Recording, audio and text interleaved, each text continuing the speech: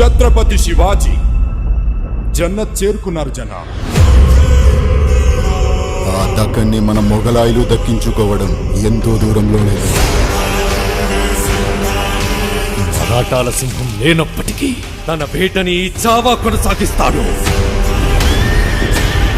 మరాఠా సామ్రాజ్యానికి వ్యతిరేకంగా ఎప్పుడు ఆలోచించినా చీల్చి చెండాడుతాను.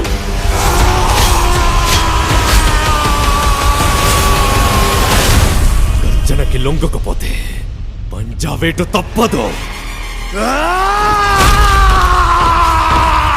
ఛత్రపతి సంభాజీ మహారాజ్ కి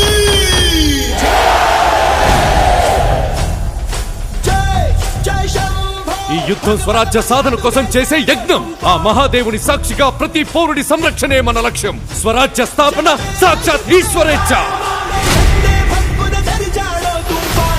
మేము ఔరంగజేబును కలవడానికి వెళ్తున్నాం. కళ్లల్లో కించిత్ చింత కూడా లేదు.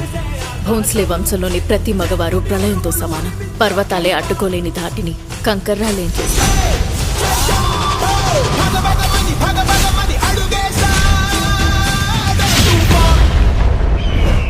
చిన్న పెద్ద చూడకుండా అయిన వాళ్ళ శవాలని తొక్కుకుంటూ ఈ కిరీటాన్ని అందుకున్నాను.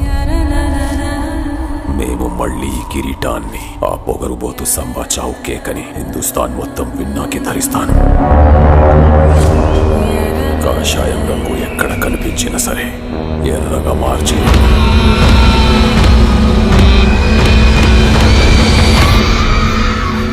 సమయం ఆసన్నమైంది. మెరుపు దాడి చేద్దాం.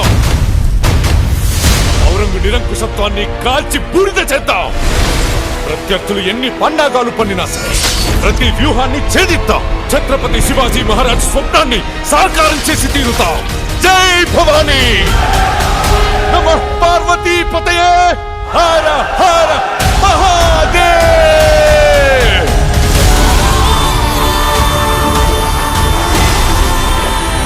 సమగ్ర మరాఠా సామ్రాజ్యంతో పాటు నేను కూడా ఎదురు చూస్తుంది ఈ రోజు కోసమే. మీ నమ్మకం మాకు తోడుంటే యుద్ధం కూడా ఉత్సవమే. వీడిని ఎలా హింసించాలంటే చావు కూడా వీడిని జాలిపడి చంపాలి. ఆ చావు నా కాలిగట్టె కట్టి రుద్రతాండవం చేస్తాను. నా చావు ప్రతి మరాఠా ఇంట్లో ఒక శివాజీని ఒక సంభాజీని పుట్టిస్తుంది. కానీ నీ చావు మొఘల్ సామ్రాజ్య పతనానికి పునాది.